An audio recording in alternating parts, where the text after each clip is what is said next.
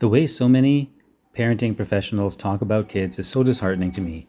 So much power and control and even violence. I know violence we often think of as just hitting, but really violence comes in many forms. There's emotional violence and relational violence, and even physical violence doesn't always have to be hitting. For example, one prominent parenting person recently talked about if your kid is wanting to push all the buttons in the elevator and you set a boundary with them. And the thing was, oh, the boundary is not what the other person does. The boundary is what you're going to do. That's the buzzword. And this person's suggestion was what you're going to do is I'm going to stand, if you're going to push all the buttons, I'm going to stand in between you and the buttons, and I'm not going to let you push the buttons.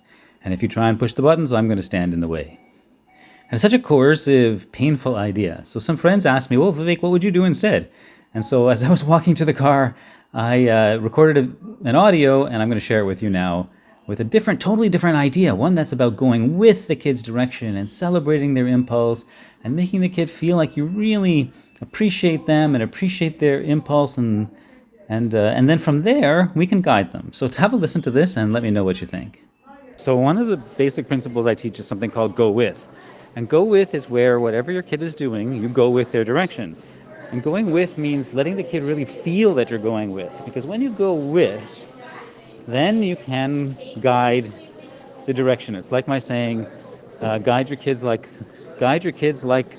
the banks of a river guiding the flow, not like a dam stopping the flow. And this is so powerfully important. So my tendency would be, oh my God, all the buttons, look how pretty, look how amazing they are light up. Hey, you missed a couple, press those too. I'm going to press some too. How much fun. And because if you're going to let them do it, you might as well jump in and join in all the way. And from there, after a couple of times, you can start to talk about what the buttons do and what the elevator does and what people's experience with it is and what are different times that you could press it that make more sense, and sometimes it might make less sense, and how does it relate to other things in life, and in a way that you can start to help the kid learn some context for what they're doing so that they can do their own thinking about it and make their own considered decisions around it. And then regardless of what they do at any moment, we celebrate it so they don't feel the need to push back against our pushing back against them, right? So always go with the flow like the banks of the river.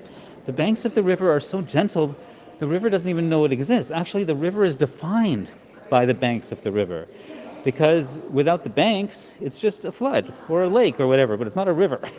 And so if we're going to guide like a river, we want the guidance to feel like it's actually part of the child's existence. And this is true non-coercive guidance. It doesn't mean not guiding. It doesn't mean there's no influence. It doesn't mean we're not helping them to think about the impact of their actions.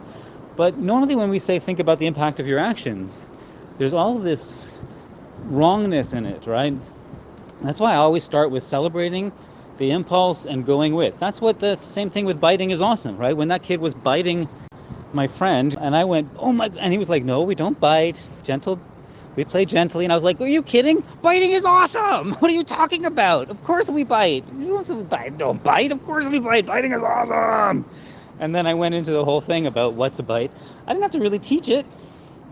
This is a rambunctious little 2-year-old excited about biting everything. And like the lesson was self-sustaining. Kids don't have impulse control. Impulse control implies that you have an impulse and you have to clamp down and control it, right? But it's different if we actually change the impulse. Then you don't need impulse control because you change the impulse. And you change the impulse through helping them either find something else that's more exciting or understand the context. I was able to explain to that kid about biting and how it hurts without any wrongness. Because if you tell a kid biting hurts, they don't care. Why would they care? They don't care. But if we help them to feel that sense of celebration and connection in their impulse and they really feel it, anyway, you get the idea. So it's kind of like that. Yeah, so that's it. Let me know what you think.